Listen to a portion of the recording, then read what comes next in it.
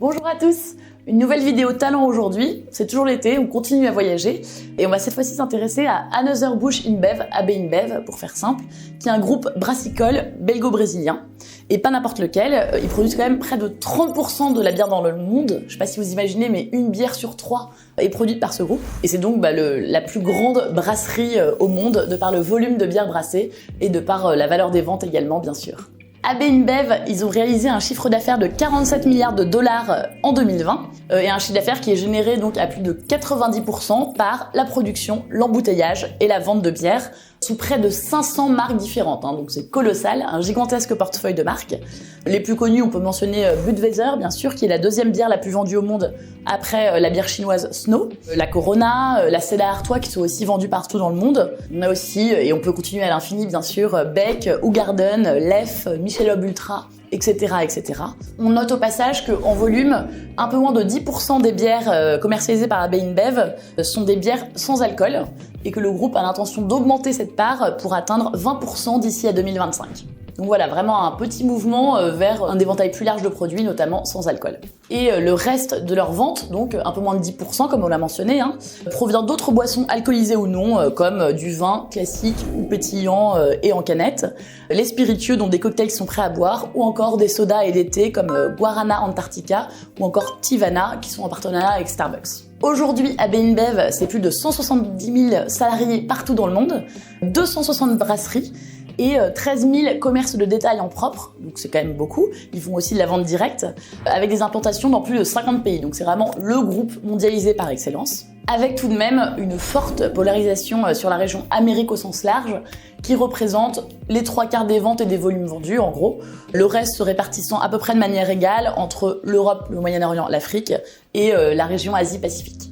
Qui dit valeur mondialisée dit toujours forcément une forte sensibilité au taux de change, que ce soit bien sûr le dollar, l'euro, le réal brésilien, le yuan chinois ou encore le peso mexicain. Intéressons-nous maintenant à l'histoire, un peu comment s'est formé ce giga-groupe mondialisé. C'est assez intéressant parce que c'est vraiment l'archétype du groupe qui a avalé tous les autres. C'est vraiment le résultat impressionnant donc d'une série de fusions et acquisitions.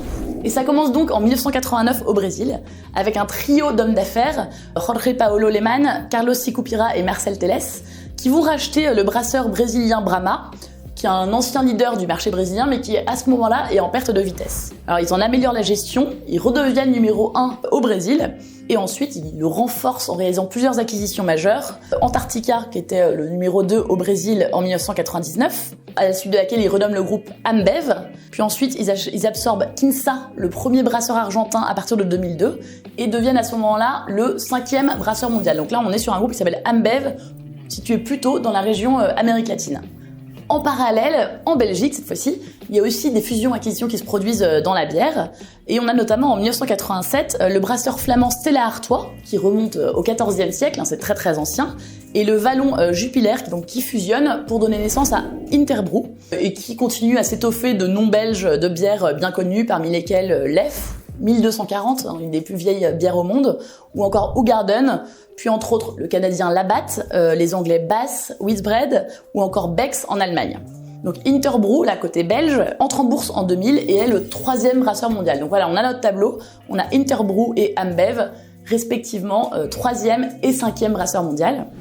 Revenons à nos 3 hommes d'affaires brésiliens, qui a un fonds private equity qui s'appelle 3G Capital. Je le cite parce que en fait, ils ont été plus tard associés à de nombreuses autres méga opérations dans le domaine agroalimentaire, notamment Burger King ou encore Kraft Heinz. Donc c'est vraiment un fonds qui a un peu marqué l'histoire du M&A sur ces dernières décennies.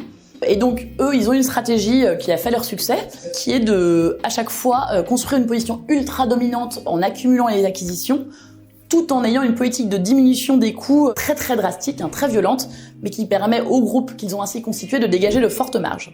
Dans cette optique, donc, Ambev, rappelons-le numéro 5 mondial, approche le belge Interbrew numéro 3 en 2004, et les deux groupes fusionnent pour créer un premier grand groupe InBev qui devient numéro 1 mondial. Et InBev continue à s'étoffer et absorber d'autres groupes. En 2008, ils acquièrent le brasseur américain de Saint-Louis Anheuser-Busch, qui brassent notamment la fameuse Budweiser, et ils deviennent AB InBev. Ils achètent également la même année au Mexique Grupo Modelo et bien sûr la Corona, produite donc par Grupo Modelo. Et ça continue en 2016 avec l'acquisition du numéro 2 mondial, leur seul véritable concurrent à l'époque, le brasseur britannique S.A.B. Miller. Alors S.A.B. Miller, c'est plus de 200 marques de bière, comme Grolsch aux Pays-Bas, Peroni en Italie, Miller aux États-Unis ou encore Foster's en Australie. Et donc cette acquisition de S.A.B. Miller constitue l'une des plus grosses acquisitions, parmi le top 5 des plus grosses acquisitions au monde jamais réalisées. Voilà donc comment s'est constitué ce giga groupe qui brasse, rappelons-le, près d'un tiers des bières consommées dans le monde, c'est monstrueux. Côté actionnariat, on retrouve donc aujourd'hui encore pour 40% du capital d'AB InBev, donc c'est une part conséquente, le trio brésilien que je mentionnais tout à l'heure, ainsi que les 3 familles belges qui constituaient donc le volet européen des marques d'AB InBev. Et notons quand même, c'est pour rappeler l'énormité de ce groupe, que ces 3 familles belges, comme ces 3 familles brésiliennes, figurent chacune dans le top 5 des plus grandes fortunes, qui en Belgique, qui au Brésil. Donc voilà, c'est vraiment des acteurs majeurs de l'économie dans leur pays à travers cette énorme société. Intéressons-nous maintenant un peu plus au marché de la bière et déjà aux produits bière. Déjà la bière, il faut savoir que c'est un procédé qui est peu technique avec une faible valeur ajoutée.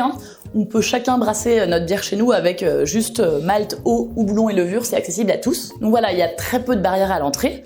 Et du coup, sur le plan économique, il est nécessaire, sauf dans de très rares cas de bière ultra premium, mais globalement, il est nécessaire de produire la bière localement sur des sites proches du lieu de consommation. Et donc, notamment, on voit beaucoup de marques mondiales qui font des systèmes de licence, une bière asiatique, chinoise ou japonaise en particulier, qui va être brassée en Europe et vice-versa, bien sûr, pour permettre une consommation de la marque au niveau mondial, tout en gardant une production locale, parce que sinon, c'est pas rentable du tout. Donc voilà pour une première caractéristique de ce marché de la bière, c'est globalement une production locale pour une consommation locale, même si bien sûr il y a des marques mondiales. Autre caractéristique, la bière c'est la 3e boisson la plus consommée au monde après l'eau et le thé, et la plus consommée des boissons alcoolisées. Mais sur le plan des volumes, c'est quand même une consommation qui est un peu en stagnation depuis 10 ans. Enfin, ça a cru en moyenne de 1% par an, donc c'est pas colossal. Donc c'est pas là que va se trouver la croissance du marché. Ce marché, donc, il va être porté plutôt par la croissance en valeur. Les consommateurs boivent moins mais mieux, c'est un phénomène qu'on observe dans d'autres secteurs d'ailleurs. Et donc, globalement, le marché de la bière a tendance à s'orienter vers des produits de plus haute qualité et plus chers. En 2012, le marché de la bière était estimé à environ 520 milliards de dollars. Juste avant la crise sanitaire, on atteignait à peu près les 600 milliards de dollars. Là, ça s'est un peu contracté, mais suite à cette crise, là, ça repart très vite. On devrait atteindre d'ici 2026 les 670-700 milliards de dollars. Donc voilà, c'est une bonne croissance à valeur, pas à 3 chiffres non plus, une croissance relativement modérée, mais quand même une croissance et autant d'opportunités à saisir. Pour ce qui est des tendances sur le secteur de la bière, on peut retenir notamment l'importance quand même des réglementations locales. Ça a un impact sur la vente. Il y a des pays qui ont des lois qui encadrent l'alcool, des droits de douane, des taxes sur les alcools de luxe, des règles sur la publicité ou l'âge de la consommation. Une autre tendance, c'est la préoccupation croissante pour la santé et le bien-être, que ce soit les seniors ou les jeunes générations qui sont plus préoccupées de leur santé que les précédentes générations, donc. Et également la clientèle qui se féminise. Donc voilà, ça pousse de nouveaux segments comme la bière biologique, la bière sans alcool ou encore la bière à faibles calories. Autre tendance, principalement sur les marchés plus matures et que je mentionnais tout à l'heure, c'est la premiumisation, avec des consommateurs qui sont de plus en plus exigeants, avec des produits plus diversifiés, plus innovants. Également donc ce consommateur qui est prêt à payer un prix plus élevé pour ce produit donc de meilleure qualité, que ce soit pour de la bière artisanale, bien sûr, mais on retrouve le phénomène aussi pour d'autres alcools. Alors bien sûr, quand on a un gros industriel comme AB InBev, c'est plus compliqué de s'adresser à ce marché-là parce que ça reste du mass market, mais on voit de plus en plus ces gros brasseurs qui reprennent les codes des petites brasseries indépendantes et ou qui les rachètent afin donc de toucher au mieux ce segment premium. Enfin, dernière tendance, cette fois-ci sur les pays émergents, notamment en Amérique latine. Ces dernières années, la croissance des revenus du consommateur a été moins rapide que l'inflation. Et donc, dans de nombreux cas, la consommation de bière par habitant a reculé. Mais donc, ça veut dire qu'il y a beaucoup d'opportunités de croissance là-bas, notamment en proposant des alternatives plus abordables. Et c'est vraiment l'autre gros enjeu pour les brasseurs aujourd'hui, c'est de proposer pour ces pays émergents de la bière à des prix plus abordables afin de relancer la consommation dans ces zones. Si on s'intéresse désormais à la concurrence, on l'a vu, il n'y a pas de vraie barrière à l'entrée sur le marché de la bière. Rien qu'aux États-Unis, il y a presque 8000 brasseries, c'est énorme comme chiffre. Donc la concurrence est très forte et les acteurs sont innombrables. Pour acquérir une position de leader et rester leader, c'est ce qu'a fait AB InBev, il faut mener une stratégie d'acquisition très agressive pour gagner des parts de marché. Et voilà, l'exemple parfait, c'est vraiment AB InBev. Donc, à l'heure actuelle, donc, ce phénomène de concentration pour garder son leadership, c'est produit un peu pour tous les acteurs. Et donc, les 4 premiers brasseurs représentent aujourd'hui plus de 50% du marché mondial et les 10 premiers plus de 70%. Sachant que sur ces 70%, il y en a donc 30% qui sont attrapés par AB InBev. Donc voilà, il reste vraiment le gros poids lourd du secteur. On note tout de même qu'il avait atteint un maximum de 32% de parts de marché juste après l'acquisition donc de ce britannique SAB Miller en 2017. Mais depuis, il recule très légèrement, on est plutôt aux alentours de 30%. Donc voilà, une position qui s'effrite un tout petit peu. Et si on s'intéresse de plus près à son exploitation, AB InBev non seulement est le plus gros, mais c'est aussi le plus rentable avec une marge d'exploitation qui est proche des 40%. Là encore, c'est la fameuse stratégie de 3G Capital, on coupe les coûts, on augmente la marge. Et ils sont vraiment loin devant leurs concurrents, donc en part de marché et également en rentabilité. Donc, même si cette part de marché s'effrite un petit peu ces dernières années, il devrait quand même rester le poids lourd avec une position concurrentielle très solide. Le numéro 2, très loin derrière, avec un peu moins de 13% du marché, c'est Heineken, donc qui a plus de 150 ans d'histoire, donc là encore un groupe très ancien, et donc le 2e brasseur au monde et le numéro 1 en Europe. Alors les marques de Heineken, bien sûr, il y a la marque éponyme, mais également on peut citer Amstel, Desperado, Sol, Affligem, Tiger, T4, Red Stripe, Krušovice. Voilà, donc tout un portefeuille de marques très étoffé là aussi. Alors Heineken, pareil, ils ont réalisé beaucoup d'acquisitions ces dernières années.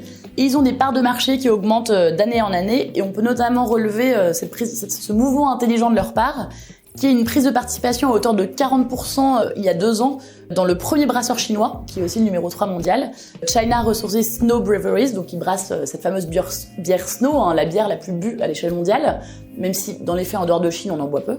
Heineken a su bien se positionner et devrait pouvoir élargir donc son portefeuille en ayant accès à ce marché chinois. Néanmoins, si on s'intéresse là encore à l'exploitation, ils sont aux alentours de 22-23% ces dernières années, donc presque 2 fois inférieurs à AB InBev en termes de rentabilité. Donc voilà, il reste plus petit et moins rentable.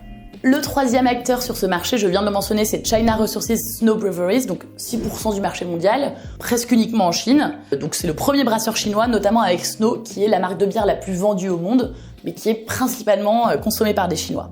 Et enfin, 4e brasseur mondial, Carlsberg. Le 3e brasseur, en revanche, à être vraiment mondialisé, parce que, on le répète une nouvelle fois, China Resources Snow Breweries n'est pas véritablement mondialisé. Carlsberg, donc on retrouve, en plus de la marque Carlsberg, bien sûr, 1664, Brooklyn, Cardinal, Eriksberg, Grimbergen, Kronenbourg, Canterbro, Skol, Tuborg, Mythos, bien d'autres. Et en termes d'exploitation, ils sont un peu comme Heineken, c'est-à-dire que c'est pas vraiment une menace en termes de rentabilité pour AB InBev. Alors, sur ce marché, donc, où il est ultra dominant, ultra écrasant, quelle est la stratégie d'AB InBev ? On l'a déjà mentionné, AB InBev est donc emblématique de 3G Capital, ce fonds d'investissement brésilien. 3G Capital a une stratégie bien précise qui est de multiplier les acquisitions pour vraiment devenir le leader du marché et en parallèle mener une politique d'économie d'échelle massive et de réduction drastique des coûts. Et ça a un nom, cette réduction des coûts, ça s'appelle le Budget Base Zero. Ça consiste en fait à tous les ans bâtir un budget à partir d'une feuille blanche sans tenir compte du budget de l'année précédente. Chaque dépense est ainsi remise en cause, l'existence de chaque salarié est remise en cause en fonction des nouvelles priorités de l'entreprise. C'est donc quelque chose de très violent, mais il y a eu des résultats qui ont été, il faut bien le dire, spectaculaires sur AB InBev. Sur la période 2004-2014, les ventes dopées par les acquisitions constantes du groupe ont augmenté en moyenne de plus de 18% par an. Et en parallèle, la marge d'exploitation du groupe a cru sans discontinuer jusqu'en 2011 où elle a dépassé les 40%. Et ensuite, elle s'est maintenue à peu près à ce niveau sur toute la décennie suivante. Et en 2020, elle est passée un peu en dessous des 40% suite à la crise sanitaire. Mais voilà, ça reste très très élevé, on l'a vu, comparé aux autres acteurs sur le marché. Voilà donc pour la stratégie au début, disons, d'AB InBev. Mais ces dernières années, il y a un petit tournant qui semble se dessiner. Déjà, Kraft Heinz, qui était l'autre grand de production donc de 3G Capital, a eu quelques déboires. Le fait d'avoir réduit à outrance les coûts et d'avoir une croissance uniquement externe, au détriment notamment de l'innovation, a entraîné un affaiblissement de ces marques, donc de Kraft Heinz. En 2019, début 2019, ils ont passé une énorme dépréciation de leurs actifs. Ils ont réduit leurs dividendes. Et dans le même temps, côté AB InBev, donc l'autre grand œuvre de 3G Capital, à partir de 2015, il y a eu des conditions de marché plus difficiles aux États-Unis et au Brésil notamment. Et donc le cours de bourse qui avait jusqu'ici été porté par cette croissance et ses marges en hausse a commencé à s'effriter depuis 2015. Et ce malgré l'acquisition donc du britannique SAB Miller l'année suivante. Autre remaniement, les fondateurs de Trojet Capital, touchés par la limite d'âge, ont abandonné ces dernières années leur siège au conseil d'administration d'AB InBev. Donc voilà, on voit que petit à petit, le brasseur commence à prendre ses distances avec ce fonds et cette stratégie efficace certes, mais très violente. Et donc, quels sont désormais les axes de développement d'AB InBev ? Et d'abord continuer à développer son portefeuille de marques en offrant différents styles de bières, différents styles de prix en fonction des marchés pour atteindre plus de consommateurs et multiplier donc les occasions de consommation. Et cela passe notamment par, on l'a déjà mentionné, la premiumisation notamment sur les marchés matures et en parallèle sur les marchés émergents, proposer une offre de bière meilleur marché avec des matières premières produites localement, comme ça du coup c'est encore moins cher, et de nouveaux formats d'emballage également moins coûteux, de nouvelles marques, etc. Et enfin, dernier volet de cette stratégie, compte tenu, on l'a vu, des goûts fragmentés des consommateurs, qui sont de plus en plus diversifiés, étoffer le portefeuille de bière en proposant plus d'arômes, du sans-alcool, en incluant d'autres boissons comme la bière pour répondre à tous les besoins des consommateurs en toutes circonstances. Et l'autre grand volet de cette stratégie, c'est de réduire la dette. Parce que suite à l'acquisition de SAB Miller, elle s'était envolée, forcément. Ça fonctionne par la prise de dette, ces grosses acquisitions. On avait un ratio dette nette sur EBITDA qui était proche de 7 en 2016. Il a depuis été un peu réduit, mais il reste à un niveau toujours élevé, un peu en dessous de 5. Donc voilà, ça reste un niveau élevé. Et la poursuite de cette stratégie de réduction de la dette, qui est celle d'AB InBev, mettra probablement de côté pour quelques années la réalisation de nouvelles acquisitions. Donc voilà, en termes de stratégie, on est en ce moment plus pour AB InBev dans une optique de consolidation des parts de marché plutôt que d'acquisition. En même temps, ils sont tellement leaders qu'ils peuvent se permettre de rester comme ils sont. Ce sera déjà très bien. Et même s'il est encore un peu tôt et la crise sanitaire n'a pas aidé pour voir les fruits de cette nouvelle stratégie, voilà, cette démarche plus mesurée de solidifier ce qui est déjà nous paraît cohérente chez Hibou. Et également, les investisseurs ont beaucoup en tête, quand il s'agit d'AB InBev, le spectre de Kraft Heinz, à qui on a reproché, et d'ailleurs c'est le cas, d'être resté installé confortablement sur ces vieilles marques à gros volume sans voir que le marché changeait. Et AB InBev, ils ont pas tout à fait eu la même optique, ils ont su réagir rapidement à l'essor des bières artisanales en rachetant des petites marques, en premiumisant leur offre. Ils continuent à le faire en se développant dans le sans-alcool, etc. pour mieux répondre toujours aux attentes des consommateurs. Donc c'est pas tout à fait les mêmes effets négatifs qu'on a observés chez Kraft Heinz. Et par ailleurs, ils ont un positionnement dans les marchés émergents qui est quand même excellent. En volume, les marchés émergents, c'est 70% d'AB InBev, donc c'est beaucoup. Et près de 60% des ventes. Donc là encore, des chiffres qui sont, c'est beaucoup plus que la moitié. Donc sachant que ces marchés sont des réservoirs de croissance, ça joue en la faveur d'AB InBev. Et donc voilà, tout ceci, on pense, est annonciateur d'une bonne croissance à long terme, malgré la volatilité à court terme dont le groupe a fait les frais ces dernières années. Et également, rappelons-le, une position ultra dominante sur le marché et une gestion très rigoureuse. Donc voilà pour AB InBev. Pour une partie plus conseil, analyse financière, etc., je vous invite à aller voir comme d'habitude l'analyse sur notre site. Et j'espère en tout cas que ce petit coup de projecteur sur ce talent belgo-brésilien, mais qui est surtout quand même le fruit d'une construction brésilienne, vous aura plu. Et je vous dis à bientôt avec l'équipe Hibou.